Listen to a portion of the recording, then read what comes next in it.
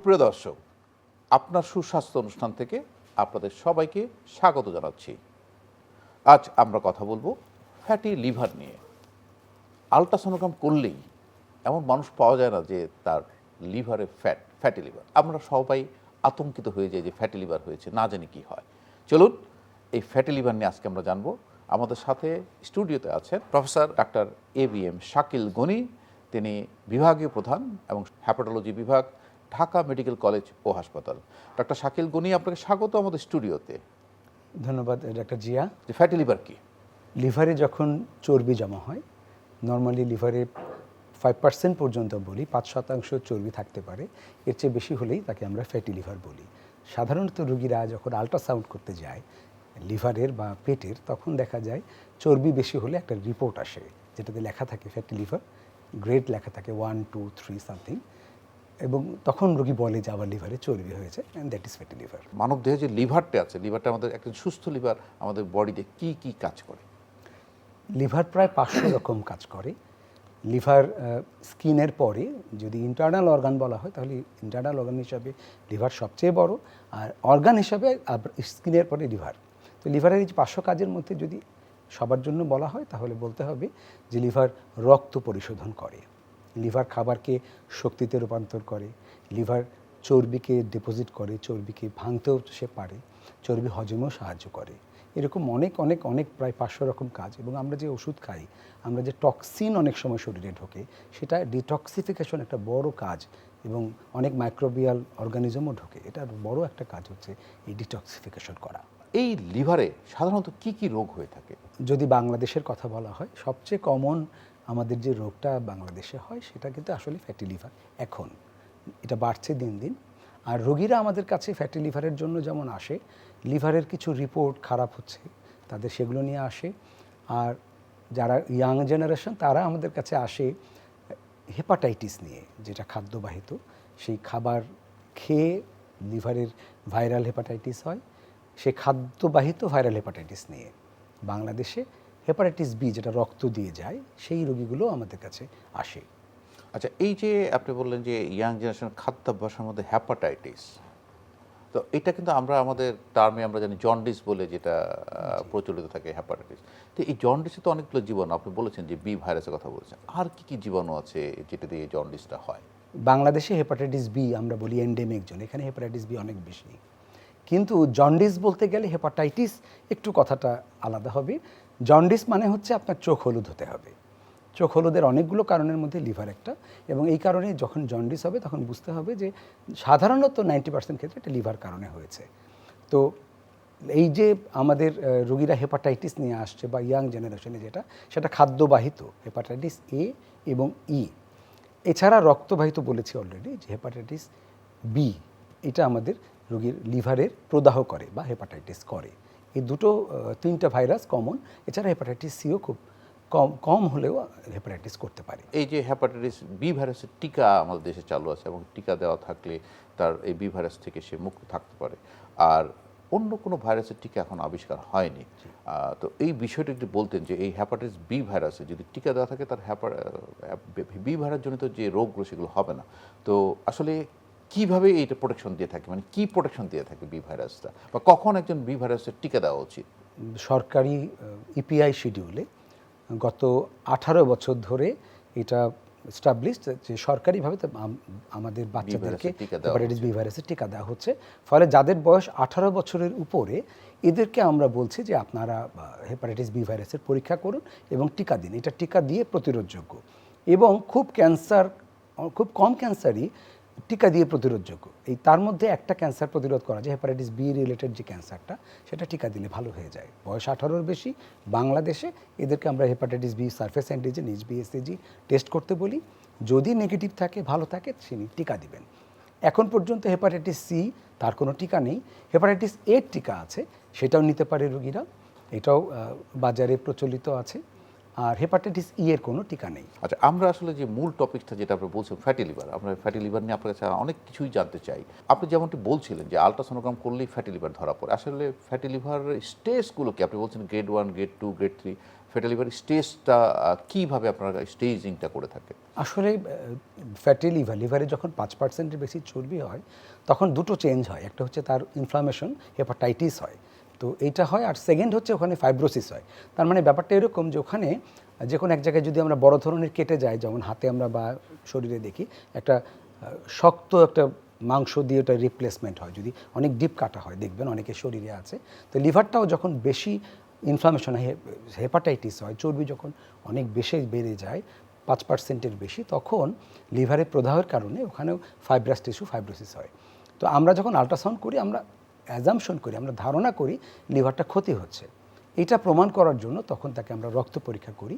আর খুব কমন একটা টেস্ট বাজারে চলে আসছে বাংলাদেশে, সব প্রায় শহরগুলোতে অ্যাভেলেবল, সেটা হচ্ছে ফাইব্রোস্ক্যান। তাই সেখানে আমরা আল্ট্রাসনোগ্রামের মতোই একটা টেস্ট করে বুঝতে পারি যে তার প্রদাহ থেকে লিভারে ফাইব্রোসিস হয়েছে। এইটাই হচ্ছে আমাদের ডিমার্কেশন পয়েন্ট। যখন আমরা দেখি যে পেশেন্টের ওই ফাইব্রোস্ক্যানের 0.8 মানে গ্রেড 2 ফাইব্রোসিস শক্ত এতটাই হয়েছে, ইনফ্লামেশন এত বেশি হয়েছে যে ফাইব্রাস টিস্যু তাতে 8 বা 8-এর বেশি করেছে, তখন আমরা তাকে চিকিৎসা দিতে চাই। কিন্তু নর্মালটা কখন আপনার ফাইভ স্ক্যানে যে নর্মাল যে লিভারটা ভালো আছে সেটা সেই স্ক্যানে কোন রিপোর্টে 8 বলেছেন যে জি, আসলে ফ্যাটি লিভারের জন্য আল্ট্রাসাউন্ড আপনাকে বুঝাই দিবে। এমনকি যে আমরা দুটো ব্লাড টেস্ট যেগুলো করি লিভারের, এগুলো করলে আপনি বুঝতে পারবেন যে আপনার সম্ভবত আপনি বিপদে আছেন।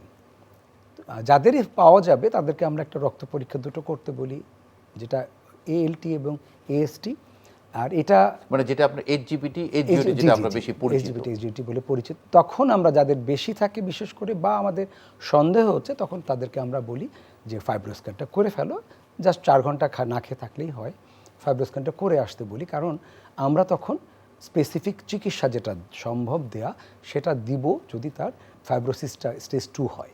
আমরা যদি এই ফ্যাটি লিভারের যদি কারণটা জানতে চাই, আমাদের একটা ধারণা আছে যে চর্বি বেশি খাই, সেই জন্যই লিভারে চর্বি জমছে, এবং না করার একটা আমরা একটা নিজের থেকে আমরা বলে থাকি যে ফ্যাটটা খাবেন না। আসলে এই ফ্যাটি লিভারের পিছনে কারণগুলো কি? ফ্যাটি লিভারের পিছনে প্রধান কারণ হচ্ছে আমাদের ওজন, আমাদের খাদ্যাভ্যাস এবং ওজন। ওজন যখন বাড়বে তখন ধরে নিতে হবে যে 90% ক্ষেত্রে আপনার ওজনের কারণেই আপনার লিভারে চর্বি হয়েছে। কিন্তু যারা লিন অ্যান্ড থিন, কম স্বাস্থ্যবান, তাদেরও 4 থেকে 10% পর্যন্ত, 4 থেকে 10% পর্যন্ত ক্ষেত্রে লিন এমএসএলডি হতে পারে। তো তাহলে স্বাভাবিকভাবেই যারা মেইন যারা গ্রুপ তাদের কিন্তু ওজন বেশি। এবং আরেকটা জিনিস হচ্ছে শুধু ওজন বেশি না, যাদের ওয়েস্ট সার্কামফারেন্স মানে কোমরের যে ভুঁড়ি, যাদের যে ভুঁড়ি বেশি যাদের, তাদেরও ফ্যাটি লিভার বেশি হয়। এটা একটা কারণ। এছাড়া ওষুধের কারণে ফ্যাটি লিভার হতে পারে, সি ভাইরাসের কারণে, উইলসনস ডিজিজ বলে ডিজিজ আছে, এসব কারণে হতে পারে। ন্যাশ একটা টার্ম আছে আপনাদের, হ্যাঁ, যে নন অ্যালকোহলিক একটা টার্ম আছে। আসলে এই ফ্যাটি লিভার আর ন্যাশ এটা পার্থক্যটা কি? প্রথমে হয় ইনফ্লামেশন, তাতে স্টাইটোহেপাটাইটিস, এই এখন টার্মটা ম্যাশ হয়েছে। তার মানে যখন আমরা বুঝতে পারছি যে তার এসজিপিটি, এসজিওটি, এএলটি, এসটি বেড়ে যাচ্ছে, তখন আমরা ধারণা করি যে তার ওখানে প্রদাহ হচ্ছে। লিভার বলছে যে আমাকে কষ্ট দিচ্ছ তুমি, আমার কষ্টটা কমাতে হবে। তো এই প্রদাহের কারণে যখন যাদের প্রদাহ পাচ্ছি আমরা, যখন আমরা প্রমাণ করছি যে তাদের অনেক লিভারের চর্বির কারণে ক্ষতি হয়েছে, তখন তাকে আমরা ম্যাশ বলছি। আগে বলতো ন্যাশ, এখন বলছি ম্যাশ। তো এই ম্যাশটা আসলে এই শব্দটা কি, অ্যাব্রিভিয়েশনটা কি আসলে, এটা আমাদের বোঝা উচিত। Metabolic dysfunction associated steatohepatitis. আচ্ছা, আমরা কিন্তু একটা জিনিস দেখি, আলট্রাসোনোগ্রাম করলেই মানে খুব কম সংখ্যক পাওয়া যায় যে ফ্যাটি লিভার নাই, সব প্রায় অলমোস্ট সবারই ফ্যাটি লিভার। কি করণীয় ফ্যাটি লিভার হলে? হ্যাঁ, প্রথম কথা হচ্ছে যে ফ্যাটি লিভারের কারণটা আমরা বের করতে চাই। এটার প্রধান কারণ হচ্ছে ডায়াবেটিস, অনিয়ন্ত্রিত ডায়াবেটিস, স্থূলতা। এছাড়া ম্যাশের এখন যে ডায়াগনোসিস হচ্ছে, এটার মধ্যে আমরা কিন্তু শুধুমাত্র এই চর্বি থাকলে আমরা বলবো না, তার সাথে তার যদি প্রেশার বেশি থাকে, তার সাথে যদি চর্বি বেশি থাকে রক্তে, তার সাথে যদি তার ওজন বেশি থাকে, এগুলো আমরা ইনক্লুড করেছি। তার মানে একটা মেটাবলিক ডিসফাংশন, তার মানে তার প্রেশার বেশি, তার ওজন বেশি, তার রক্তে চর্বি বেশি, কোলেস্টেরল বেশি, এইসব কারণে তখন তাকে আমরা ইনক্লুড করব তার এমএএসএলডি বা ম্যাশ হচ্ছে কিনা। শুধু চর্বি থাকলে তখন আমরা ম্যাশ বলি না, যখন তার সঙ্গে অ্যাবনর্মাল এলএফটি থাকে তখন আমরা তখন ম্যাশ হিসেবে ডায়াগনোসিস করি সাধারণত, বায়োপসি করেও এটা আমরা করতে পারি। তো এই যে ডায়াবেটিস কন্ট্রোল করতে হবে, ওজন কমাতে হবে, এই জিনিসগুলোই হচ্ছে আমাদের প্রতিরোধের প্রধান ভূমিকা। কোনো মেডিকেশনের মাধ্যমে আপনারা এই ফ্যাটি লিভার কন্ট্রোল করেন কিনা? আমরা দেখি বাজারে অনেক ধরনের মেডিসিন পাওয়া যায় ফ্যাটি লিভারের জন্য, আসলে মেডিসিন প্রয়োজন আছে কিনা? আমরা মেডিকেশন দেওয়ার আগে রোগীকে বলি যে তোমার বিহেভিয়ারাল মডিফিকেশন লাগবে, তুমি যে স্টাইলে চলছো তোমার জীবনটাকে একটু চেঞ্জ করতে হবে বেটার কিছু করার জন্য। লাইফস্টাইল মডিফিকেশন আছে, এক্সারসাইজ আছে, এরপরে তারপরে আমরা, কারণ ওষুধ সবার জন্য না। আমরা বলেছি যে গ্রেড 1 থেকে গ্রেড 2-তে যাবে, লিভারটা শক্ত হয়ে যাবে, ফাইব্রোসিস হবে, তারপরে সে ওষুধ পাবে। তো গ্রেড 1 থেকে গ্রেড 2 যেতে আপনার কিন্তু অনেক সময় দেয় লিভার, 10 থেকে 13 বছর পর্যন্ত আপনাকে সময় দিচ্ছে। এই সময়ে আপনাকে সেই লাইফস্টাইল মডিফিকেশন, বিহেভিয়ারাল মডিফিকেশন করতে হবে। এরপরে আপনার ওষুধ যেটা পাওয়া যায় শুধুমাত্রই গ্রেড 2, সেটা যদি ফাইব্রোসিস আমরা পাই 8 বা বেশি ফাইব্রো স্ক্যানে, তখন আমরা তাকে ওষুধ দিই। যদি ওজন না কমান, আপনার ডায়াবেটিস নিয়ন্ত্রণে না রাখেন, আপনার রক্তের চর্বি, কোলেস্টেরল যদি নিয়ন্ত্রণে না রাখেন, শুধু ওষুধ আপনাকে ভালো করতে পারবে না।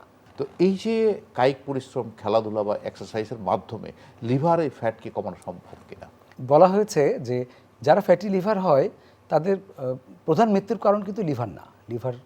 লিভারে যে লিভার ফেলিওর করে ম্যাশ সিরোসিস হয়ে মারা যাচ্ছে তা কিন্তু না। তার একটা বড় অংশ কিন্তু কার্ডিওভাস্কুলার ডিজিজ, তার মানে স্ট্রোক বা হার্ট অ্যাটাক করে তাদের মৃত্যু হচ্ছে, তাদের ক্যান্সার, সব রকম যে কোনো ক্যান্সার তাদের বেশি হচ্ছে।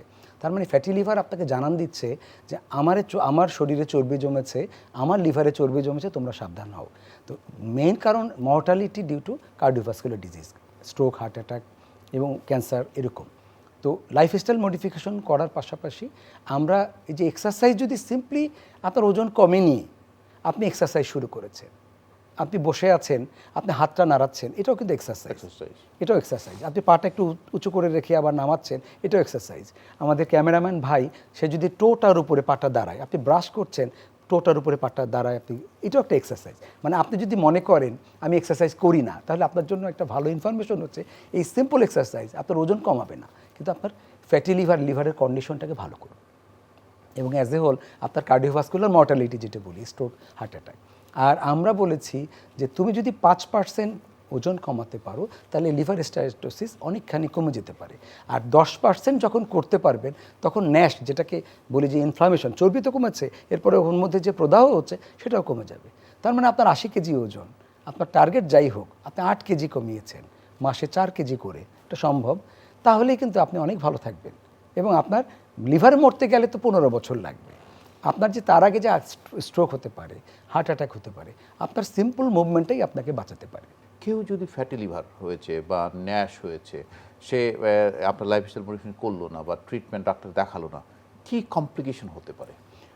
আমি অলরেডি বলেছি যে তাদের কার্ডিওভাস্কুলার মর্টালিটি বেশি, স্ট্রোক, হার্ট অ্যাটাক, তার পাশাপাশি তাদের ক্যান্সার, বিভিন্ন কারণে ক্যান্সার হয়। লিভার ক্যান্সার একটা কারণ, ফ্যাটি লিভার ক্যান্সার কারণ। আর আমরা এখন অলরেডি পাচ্ছি, এখন ডাটা আমাদের কাছে নেই, ঢাকা মেডিকেলে প্রচুর এই ম্যাশ রিলেটেড সিরোসিস আসছে, যাদের কোনো কারণ পাচ্ছি না, ডায়াবেটিস ছিল, ওজন বেশি ছিল, আমাদের কাছে ওজন হ্রাস হয়ে করে তারপরে আসছে। আমরা এখন যেটা যখন সিরোসিস হয়ে যাবে বা ক্যান্সার, লিভার ক্যান্সার ডেভেলপ করবে, তখন আসলে বলা খুব ডিফিকাল্ট। তারপরেও আমরা ধারণা করি যেগুলো অনিয়ন্ত্রিত জীবনযাপনের জন্য, অনিয়ন্ত্রিত ডায়াবেটিসের জন্য তাদের সিরোসিস ডেভেলপ করেছে বা ক্যান্সার ডেভেলপ করেছে। এটাই হচ্ছে সমস্যা। এই সিরোসিস অফ লিভার, এটা আসলে মানে কী ধরনের রোগ বা এটা কি আসলে ক্যান্সার কিনা, এটা যদি একটু বলতে। হেপাটাইটিস বি একটা কারণ, বাংলাদেশে প্রধান কারণ। সি ভাইরাস খুব অল্প হলেও কারণ, কিন্তু এখন এমার্জিং হচ্ছে। আমরা ভয় পাচ্ছি যে 2030 সাল নাগাদ ওয়ার্ল্ড ওয়াইড এবং বাংলাদেশে সম্ভবত হেপাটাইটিস ফ্যাটি লিভারের কারণে যে ম্যাশ এবং ম্যাশ সিরোসিসের জন্য লিভারটা ফেল করবে। সিরোসিস হচ্ছে কিচ্ছু না, আপনাকে যেমন একটু আগে বলেছি, প্রথমে ইনফ্লামেশন হবে, হেপাটাইটিস হবে, তারপরে তার ফাইব্রোসিস হবে, শক্ত শক্ত পর্দা তৈরি হবে লিভারে, এবং লিভার যখন ডিসঅর্গানাইজড একটা স্ট্রাকচারে পরিণত হবে, তখন লিভার তার যে 500 রকম কাজ সেগুলো সে করতে পারছে না, এবং লিভারটা ভিতরে ছোট ছোট নোডিউল তৈরি হবে, এবং তখন তাকে আমরা বলি সিরোসিস। আর যখন তার মধ্যে ক্যান্সার ডেভেলপ করবে, তখন আমরা বলি হেপাটোসেলুলার কার্সিনোমা। তো এইটার মধ্যে অনেকগুলো সময় পাওয়া যায় রোগীদেরকে ম্যানেজ করার জন্য। আমরা অনেক সময় দেখি তার ক্যান্সারটি হচ্ছে লাংসে, কিন্তু লিভারে তার মেটাস্টেটিক ডিপোজিটও হয়, চলে আসে। তো এই যে লিভার ক্যান্সার হয় বা সেকেন্ডারি ক্যান্সার যে লিভারে আসছে, এগুলো আসলে কিভাবে আমরা প্রতিরোধ, কিভাবে আমরা এটাকে ট্রিটমেন্টের আওতায় আনতে পারি? শরীরের মধ্যে লিভার সবচেয়ে বেশি ব্লাড সাপ্লাই, লাংসেও সবচেয়ে বেশি ব্লাড সাপ্লাই, এদের খুব সহজেই সেকেন্ডারি ক্যান্সার, তার মানে ওটার অন্য জায়গা থেকে লিভারে আসে, যেহেতু রক্ত চলাচল বেশি অন্য জায়গা থেকে লাংসেও আসে। সেকেন্ডারি ক্যান্সার, লিভারের ক্যান্সার কিন্তু সেকেন্ডারি বেশি পাওয়া যায়, সবচেয়ে বেশি পাওয়া যায় সেকেন্ডারি ক্যান্সার, যে অন্য জায়গা থেকে আসছে। এবং আমরা ঢাকা মেডিকেলেও একই অবস্থা, যে প্রচুর স্পেস অকুপাইং লেশন বলি, ছোট ছোট স্পেস, মানে ছোট ছোট গোল গোল স্পেস অকুপাইং লেশন নিয়ে রুগী এসেছে আমাদের কাছে, আমরা খুঁজে পাচ্ছি না কোথায়, তখন আমরা তাদেরকে বিভিন্ন ইনভেস্টিগেশন করে কনফার্ম করার চেষ্টা করি। যেহেতু প্রাইমারি সাইট অন্য জায়গায়, এটা কোলন থেকে আসতে পারে, লাংস থেকেও আসতে পারে, চিকিৎসাটা হচ্ছে এরকম যে আমাদের ওখানে আর খুব বেশি কিছু করার থাকে না। আমরা যে কারণে ক্যান্সারটা যেখান থেকে শুরু হয়েছে কজটাকে বের করা, ওখানে ট্রিটমেন্ট করা। তবে এই সেকেন্ডারিগুলোতে আমাদের কেমো এম্বোলাইজেশন বলা হয়, ট্রান্সআর্টেরিয়াল কেমো এম্বোলাইজেশন এবং মাইক্রোওয়েভ অ্যাবলাশন, এই দুটো বাইরেও হয়, অনেক টাকা লাগে। ঢাকা মেডিকেলে আমরা শুরু করেছি যে সেকেন্ডারি বা প্রাইমারি লিভার ক্যান্সারের জন্য এই ধরনের থেরাপিগুলো আমরা এখন দিচ্ছি, পাশাপাশি প্রাইমারি ক্যান্সারের চিকিৎসা। একটা টার্ম আপনি বলেছেন হ্যাপাটিক ফেইলার, আবার আমরা একটা টার্ম আমরা জানি যেটা খুব বেশি ব্যবহৃত, সিএলডি, ক্রনিক লিভার ডিজিজ। আসলে এই দুটো বিষয় যদি বলতেন, যে হ্যাপাটিক ফেইলার আমরা কখন বলি, সিএলডি কখন বলি? লিভার আমরা বলি কলিজা আমাদের বড়, আমাদের কলিজা শেষ পর্যন্ত চেষ্টা করে শরীরটাকে ভালো রাখার জন্য। ফলে আপনি যখন আসছেন আমার কাছে, এটা আমাদের দর্শকদের জন্য জানতে হবে যে আপনি যখন ডাক্তারের কাছে যাচ্ছেন তখন হয়তো অনেক অ্যাডভান্স হয়ে গেছে। ফলে আমরা বলি যে আপনি সুষম খাদ্য খান, ব্যালেন্স ডায়েট খান, ফিজিক্যাল এক্সারসাইজ করেন এবং অ্যালকোহল এবং স্মোকিং পরিহার করুন। শেষে 4টা নাম আমাদের এবারের লিভার দিবসের ছিল যে লিভার টেস্ট করুন। লিভার টেস্ট করতে এএলটি, এএসটি, যেটা এসজিপিটি, এসজিওটি বলে, একটা আল্ট্রাসনোগ্রাম করলেই আপনার লিভার টেস্ট মোটামুটি হয়ে গেল। ওই রিপোর্টে যদি ঝামেলা থাকে তাহলে কিন্তু আপনি পরবর্তীতে আমাদের সঙ্গে দেখা করবেন। এইটা করলেই আপনার এই লিভারের প্রবলেমগুলো আগে জানতে পারবো। না হলে সিএলডি বা সিরোসিস অফ লিভার হবার পরে যখন আসবেন তখন ওটাকে রিভার্স করা যাবে, কষ্ট হবে। আগে টেস্ট করুন, নিজেকে সুস্থ রাখতে হবে। আগে টেস্ট করলে তারপরে সিরোসিস ধরবে। সিরোসিসের এন্ড স্টেজে দুটো ঘটনা ঘটে। কমনলি লিভার ফেল করলে তাকে বলি লিভার ফেলিওর, আর যদি ক্যান্সার হয় তাহলে তো ক্যান্সার হয়েই গেল। অনেক ধন্যবাদ ডক্টর শাকিল করি, সুন্দর করে আসলে লিভার তার নর্মাল কার্যক্রম এবং অসুস্থ হলে কি করতে হবে বিষয়গুলো বিস্তারিত বলেছেন। প্রিয় দর্শক, লিভার আমাদের মানবদেহের একটি গুরুত্বপূর্ণ অঙ্গ। এই লিভার ভালো না থাকলে শরীর বিভিন্ন হার্ট অ্যাটাক, স্ট্রোক, বিভিন্ন ধরনের জটিলতা হতে পারে। লিভার ভালো রাখার জন্য আমাদের লাইফস্টাইল মডিফিকেশন খুব গুরুত্বপূর্ণ। দর্শক, ভালো থাকুন, সুস্থ থাকুন, নিরাপদেই থাকুন।